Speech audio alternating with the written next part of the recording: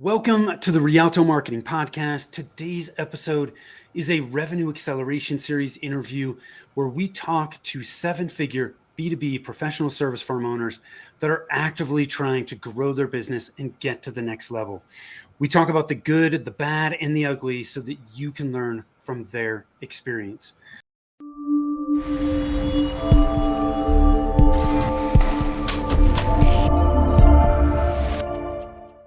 Hi, I am Tim Fitzpatrick with Rialto Marketing, where we believe marketing shouldn't be difficult and you must remove your revenue roadblocks to accelerate revenue growth.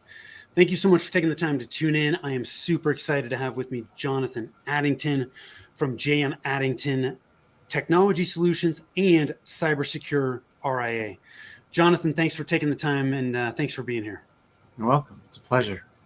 Yeah, I'm looking forward to this, man. We had a really good, interesting pre-interview call, and I'm excited to dig into this. Before we do, I want to just ask you a few rapid-fire questions to kind of help kick things off. Yeah. So I'm going to start with just very quickly, what do you do and how long have you been doing it? Yeah, so we're a cybersecurity and managed services provider. We work with small businesses to protect their information, their operations, and most importantly today, their cybersecurity. I've been in business on my own since 2010, but I've been doing this for forever. What's the most important lesson you've learned in running your business? When I started, I thought that if I was the best out there, that would be enough. And I learned quickly that sales trumps operations, and it's a lot harder when you're great at something in the field like technology. Learning something like sales is an entirely different animal. Yeah, I like that. One of the things I always talk about is, gosh, if you don't have marketing and sales generating leads that are then converting to customers, nothing else matters. You're just the best kept secret. So it's a fantastic piece of advice. Now, you've been in business for any period of time. You know that there's ups and downs. It can be challenging at times. Do you have any kind of mantra or anything or something that you just continually focus on to kind of help push through those times? Yeah, it's a couple of things depending on kind of the way you want to look at the question. You know, professionally as a business, everyone at JM Addington and Cybersecure RIA strongly believes in protecting small businesses and protecting their data. And again, just cybersecurity is such a threat to small businesses today. And that's something that brings people to the firm. Personally, I've got a couple of other things. One is I just really strive to create an environment where people enjoy coming to work, where there's a positive culture, where they feel like they can contribute, where their feedback is welcome, where they know it's a stable job and position. So I feel like there's fewer and fewer of those types of jobs and businesses out there today that try to do that. And of course, my family is always a motivating factor. I've got a big family, and it's a lot to provide for. I love it. One of the things that we talked about in the pre-interview that you mentioned was you were a finance major. How did you end up starting an IT company? Yeah, so there's a couple sides to that. The first is when I was going into school, most of the universities were about 4 years behind of the technology. So when you graduated, you were going to be about 8 years behind. And I was really already good with the technology, honestly. And I had already had a full-time position in an IT department. So I didn't really need to go to school for it. And so the next thing that I was interested in was business. So I thought, well, I know technology, not to, have a lot of too much pride here, but I wasn't going to get much more out of it going to school. Yeah. And so how about I go study this other thing that I know less about? And I always figured that I'd be able to use technology in finance or vice versa. So I started studying finance. And then when you got out, when did you graduate? Because you graduated right around the 2008 timeframe, I think, if I remember correctly. Yeah, right at the beginning of 2009.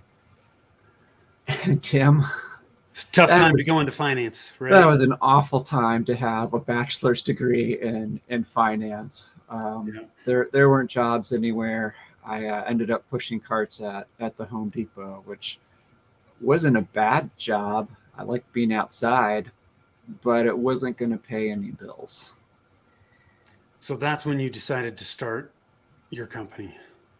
Yeah, I had started doing this on the side, and kind of professionally. I was doing it for other small businesses in the area, and one of them, the owner of the business that had been around, I don't know, 40 years or so, he just kept pushing me to start my own business. And when Mike, I don't know how to start a business. I don't know how to start a business. And finally I caved in and said, all right, I don't have anything to lose here. I'm out of Yeah. college. I don't have any money. I'm pushing carts. Like the worst case is I go bankrupt faster than I'm going to just pushing carts. And it worked out. Yeah. So you made the leap, and here you are. I love it. You one of the things we also talked about in the pre-interview that you mentioned that I want to bring up because I think a lot of us struggle with this at times is you said to me like early on you undercharged, um, because you didn't really understand the value that you were providing people. How did you how did you discover this and how did you overcome it? Yeah. I didn't undercharge by a little. I undercharged by a lot, easily at 1/3 to 1/4 the market rate. I think my first mistake, if I can start there, besides just Sure. it was thinking like, how much would I make if I was doing this professionally? And that's a whole lot different than what you charge as a business. Yeah.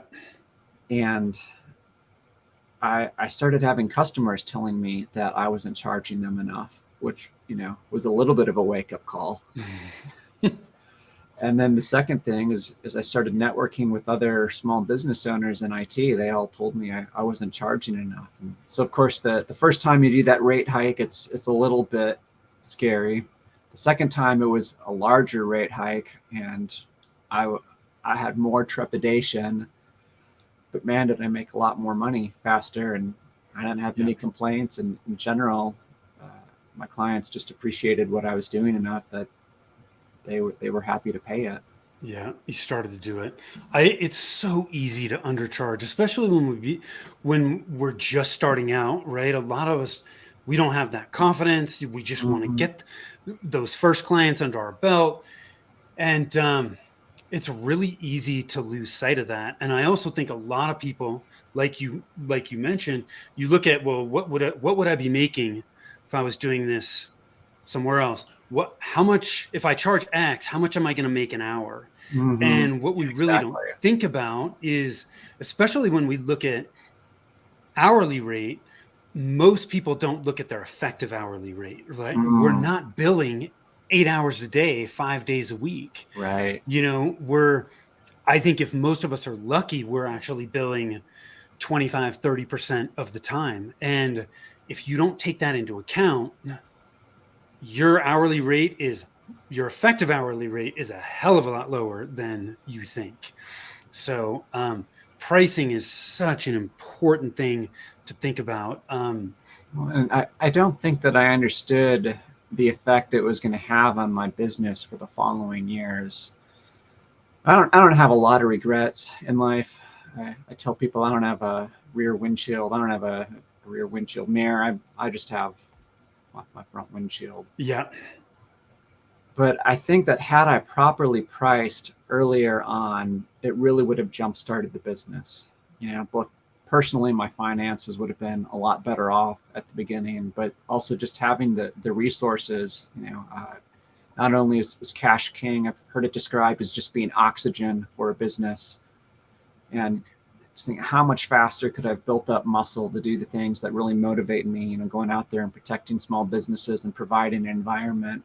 I could have done it years earlier if I had understood the importance of pricing and what the real market rate was. yeah. And there's nothing wrong with making money. Like if we're going to stay in business and we're going to serve clients at the highest level, we have to be profitable. And so, there's absolutely nothing wrong with making money. We're just going to be able to do a better job.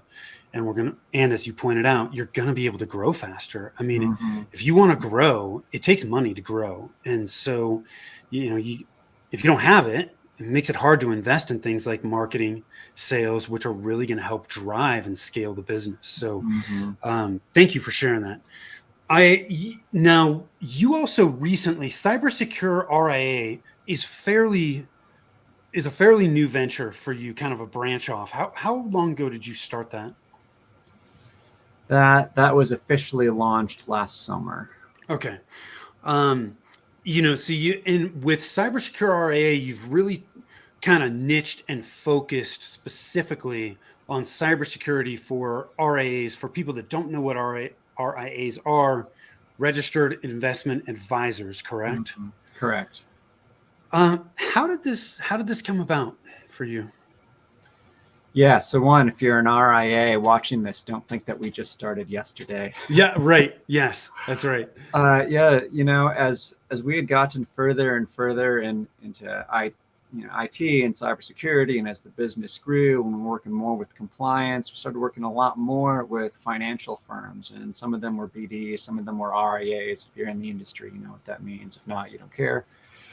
And especially around security and compliance. And one day I woke up and there were two things. One, I was already aware that we were doing more and more with finance, and in particular with registered investment advisors, RIAs, who have to meet certain standards based either on what the SEC puts out or the state they're registered in. Yeah. And then second, my local market was going to be very difficult to grow in, and in particular at the speed that I wanted to grow. And so I had another friend who had a very successful MSP and was able to sell it. And we were just talking, and he said, have you thought about niching? I'm like, kind of. What do I niche in? He said, well, what are you best at? RIAs. I'm like, oh, yeah, that kind of makes sense then, doesn't it? And one of the amazing things about going for an industry such as RIAs is they have to register. And the ones that have to register with the SEC in particular, you can go to the SEC and download the entire list of RIAs. So it very quickly gave me a view into what that marketing universe looked like, where they were geographically, how large they were, either by employees or assets under management.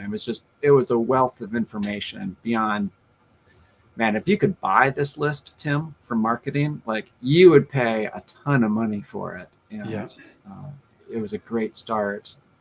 It's there. So there's a couple things I want to pull out here. You set up Cybersecure RIA separately as a different brand. Why did you do that? I wanted to communicate to RIAs that we were there specifically for them. And I wanted to get it all in the name. Yeah. And even most investment firms, they have it in the name. They'll change their name a little bit depending on the clientele that they're targeting. And I don't know that you notice that if you're outside the industry, but when you're working with it, you do. So I was looking to message them in the same way that they're messaging their prospects and their clients. Yeah. And, JM Addington Technology Solutions, it's got a good reputation here in Knoxville, Knox County, and the surrounding area. But outside of that geographic area, it's not super well known. And I really thought that I was going to muddy the message if I went out there with that same brand that had, reviews and collateral and on LinkedIn and all this stuff that looked like it was a wider industry target, even though we had already been narrowing into this financial segment. Yeah, I love it. So, and it makes perfect sense, right? You're niching. You want to have a brand that's super niche. The message needs to be very niche. And one of the things that I learned early on was specificity sells, right? The more specific that message can be, the more effective it's going to be.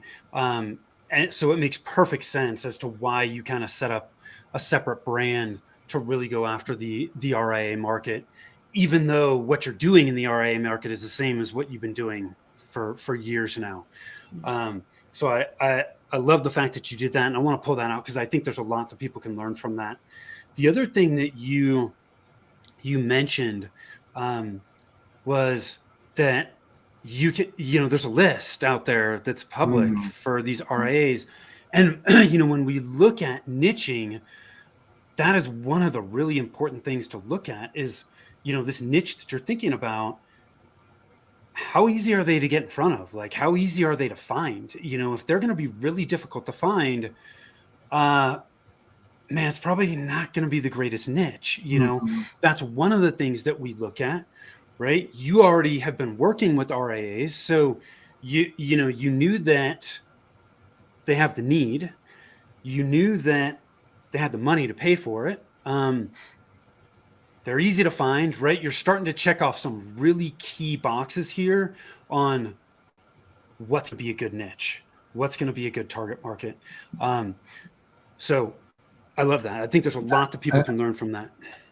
Yeah, well, then I want to back up a second here. I mean, it sounds like I just decided to go after RIAs, downloaded the list, and was off to the races. But yeah, I took some time to do some market research in there first. I mean, the list was great. Let's look at the geography. Let's look at the size of RIAs. Are they in a geography that we can serve? Are they in a size that meets our business model? Are there enough out there that if I market to them, it's going to be able to be a successful niche for us? Are there other firms that are working specifically with RIAs? And then, what's their regulatory environment? And all of those things lined up really well. The number of RIAs that were out there was good. The size was good. The geography was good. New regulations coming down from the SEC meant that environmentally that they were going to have a different regulatory environment. Of course, the cybersecurity landscape was already getting worse. And there weren't other firms that were serving them specifically. Not a lot of other firms. There are a couple of really big box ones that aren't known for maybe their customization and customer service. And so we were going to be able to come in and provide a unique offering to a good universe of prospects. Do you remember from the initial research how many RIAs there are? Yes, I do very well. There's about 15,000 federally registered with the Security and Exchange Commission, the SEC, and that means they're managing at least $100 million in client money. So they're investing it and trying to grow, their clients' money and that stuff.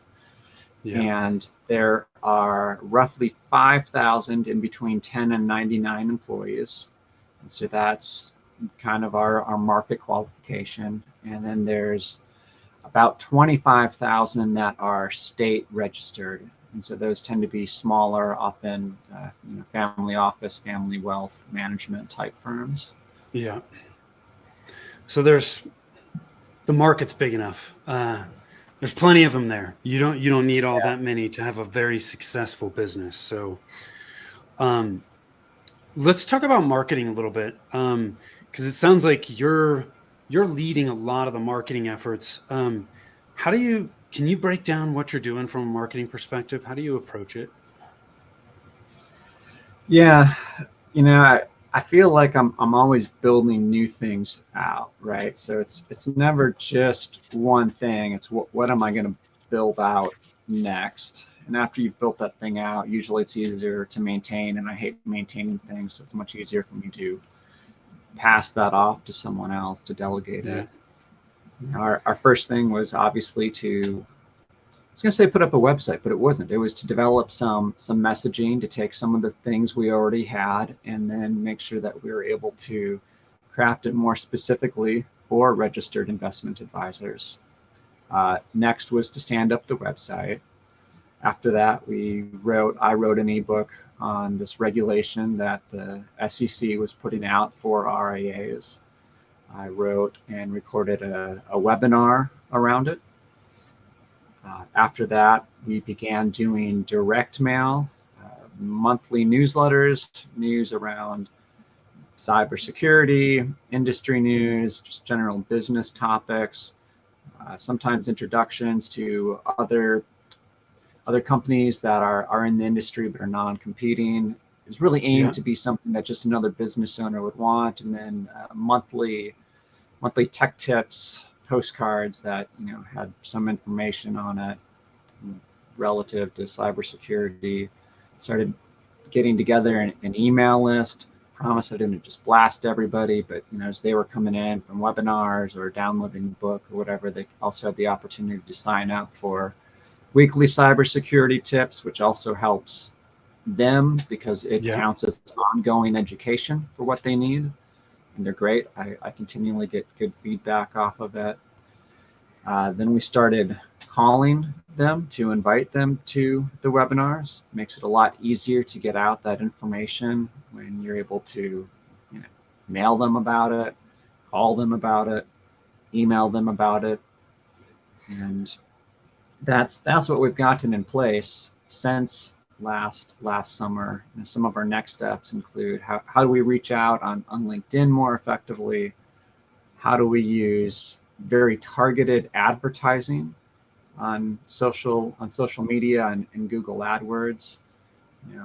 Again, that the whole universe is about 40,000 and my target's about 5,000. So LinkedIn tells me I need to have like a minimum audience of 50,000 to have an effective campaign. And it's literally like 90% wasted. Yeah. I need 1/10 as many people to see it as LinkedIn thinks I need to see it. And then we've started some SEO and some of that. So you're the webinar that you're doing. Are you doing that on a regular basis? Is it pre-recorded? How are you doing that now? Yeah, we do it 2, sometimes 3 times a month. We do that live. I don't plan on doing it that often all the time, Tim. To get going, I really wanted to see what was a good day, what was a good time. There's research out there that says Tuesday mornings are best or Thursday afternoons or whatever. But I also wanted to be sensitive to the fact that we were going for a niche market that might not, match those days. Yeah. And, there's even things to consider. All right, what time do the markets open? Do I need to make sure that I've got the webinar before that? Does it need to be later than that? And just playing with that. And you're promoting that through your email list and direct mail primarily at this point? Yeah, and calls to the advisors to give them a more personalized invitation. Got it. So, yeah, wow. So you're doing a fair amount of work to get people to these webinars. Tell me about it. Yeah. Are they, how have they been working for you so far? It's been mixed. I had some difficulty with the first person I hired to make these calls, and they had a great personality and all that, but they had a hard time getting through and getting the right message across. And honestly, that was really difficult because we've got a great message, we've got great content, and I'm just trying to let people know about that. And so that was very difficult. I think I had much better results through the newsletter, honestly, which surprised me. And the newsletter, is that email or is that print? No, that's print. We have 2,500 of them that go out every month. Got it. So so these contacts, they're getting a fair amount of direct mail from you, either direct mail cards that you're sending out, or at the very least, they're getting your monthly print newsletter. Yeah, they're all getting the postcards. They're all getting the newsletter. The ones that are signed up for the tech tips are getting that weekly. We try to call on all of them at least quarterly. So, it's anywhere from, 2 to 7 touches a month is really the goal. I love it. And the reality is, Jonathan, so you had a plan and you've put this plan in place and you're working the plan. So many people just don't even have a plan. They're like, it's scattershot. And, you know, the reality is, man, there is no perfect plan. The plan you start with is not going to be the plan that you end with, but you put a plan in place, you're working it. And as you take action, you learn from it. What I was trying to communicate is you put a plan together, you're working that plan. It's not perfect, but you're learning as you go and you're making tweaks and course corrections to that, which I think so many people can learn from, because there's a lot of people that just don't have a plan. It's very haphazard, it's scattershot, they're throwing stuff up against the wall hoping it sticks. And that's just not an effective way to market. It's just never going to work consistently. So I love the fact that you put this plan together to launch Cybersecure RA, and you just continue to work it. You know, some things are working great, some things aren't, but you just continue to learn. You know, one of the things I always talk about with marketing is learn, measure, and just repeat. You do it all over again, you know? Measure is an important word there. We measure. Yes. I know how much we spend. I know what the ROI is. I usually know more about our prospects when they come to us than they have any idea. I know, and I don't mean in a creepy way, but I know everything I've ever sent them: direct mail, postcards, email, whatever. There's information I know from the SEC about them specifically and how they work. A lot of times I know how they found us more than they know how they found us. And that's just key, though, to having the plan, is knowing how do you tweak it. So, for example, we had a different direct mail campaign that we were working in the fall. I won't go into the details, but it was expensive. And what I found was I was able to cut the cost per touch in half with a more effective campaign, and was able to drop all of that work completely. But without measuring it and knowing what was causing people to convert, I would have had no idea and would still be spending X dollars more a month. It was, I was glad to be able to change it up. Yeah, you can't, without the right metrics, you don't have the data you need to make good decisions. So, so important. I want to touch on one more thing before we kind of wrap things up. One of the things you touched on when we initially spoke was, you're doing great work, and up to this point, you haven't had a fully managed client that's had a ransomware incident. What types of things are you doing to stay on top of your game?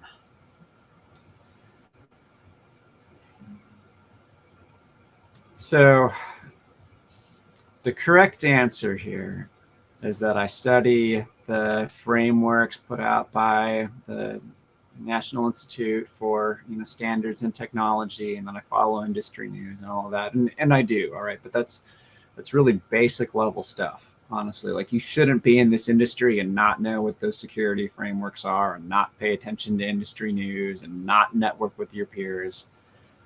One of the most important things that I do is I follow white hat and maybe black hat hackers on Twitter and the new social network Mastodon, and I see what they're talking about. And let me tell you what, they know what's hitting and post about it much, much, much earlier than any news site does.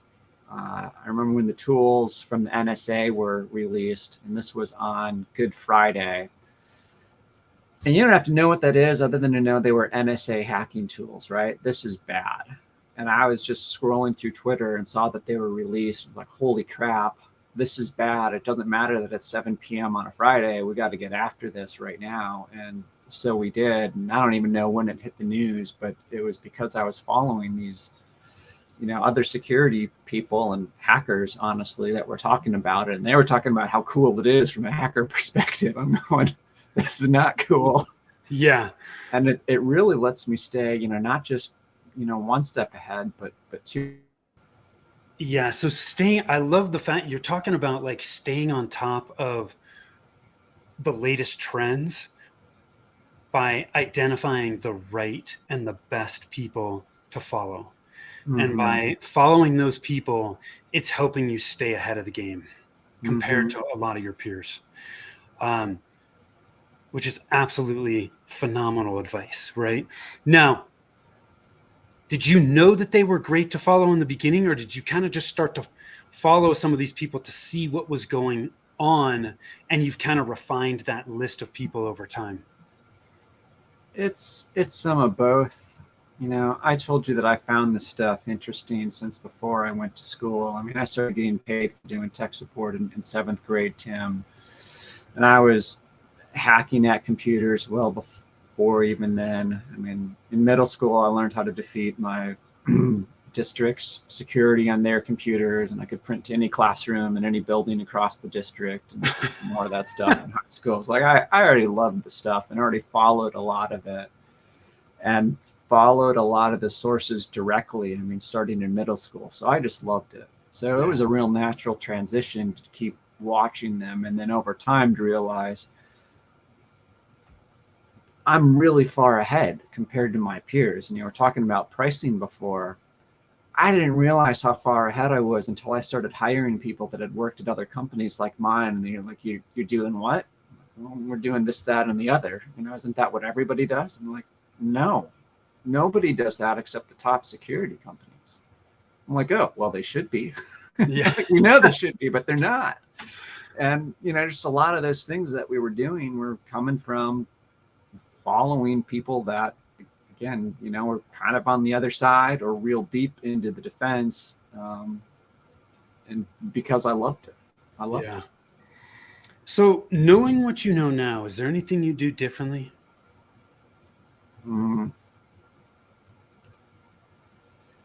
It's about going back to basics. I mean, as a company, we're really good at what we do. Personally, I'm really good at what I do operationally, and I'm not so far above as president or CEO or whatever that I'm not still real good at the security. But, you know, having understood how important sales were, you know, to be able to accomplish my own personal mission, right? It's not just sales for the sake of sales, but if you don't have money, you can't grow, you can't expand, you don't have money to do operations better. I wish I had understood that. I wish I had understood the importance of marketing and being able to figure out market size and what are the things you need to do there, and pricing. I mean, those three things, you know, make such a difference to a business and being able to grow and having that oxygen that we call cash. I think if I had understood that, I'd be in an entirely different position today. And, you know, back to my mission is we'd be protecting more small businesses. I would have more people employed under this, you know, safe haven, and, you know, it would help provide for my family. And honestly, we'd be in a different spot than where we are. Jonathan, this has been a great interview, man. I really appreciate you taking the time and sharing your experience. Where can people learn more about you? Yeah, so if you're an RIA, cybersecureria.com. Download the ebook there, sign up for the webinar. If you Google my name, you're going to end up at jmaddington.com, which is another great website, especially if you're not an RIA. Yep. You can also find me on LinkedIn. Just search Jonathan Addington. There's only 2 of us in the United States. I'm the IT one. Same thing on Facebook. Feel free to find me there. And you can follow me personally. And if you're an endurance athlete, you can find me on. Cool. I love it. Thank you so much. I appreciate the time. We will make sure that that information is in the show notes. For those watching, listening, I appreciate you. We've been talking all about growth, accelerating revenue. I hope you've got some great tips from this conversation. If you want to find out which roadblocks are slowing down your growth, you can do that over at revenueroadblockscorecard.com. You can also always connect with us over at rialtomarketing.com. Thanks for tuning in. I appreciate you. Till next time, take care.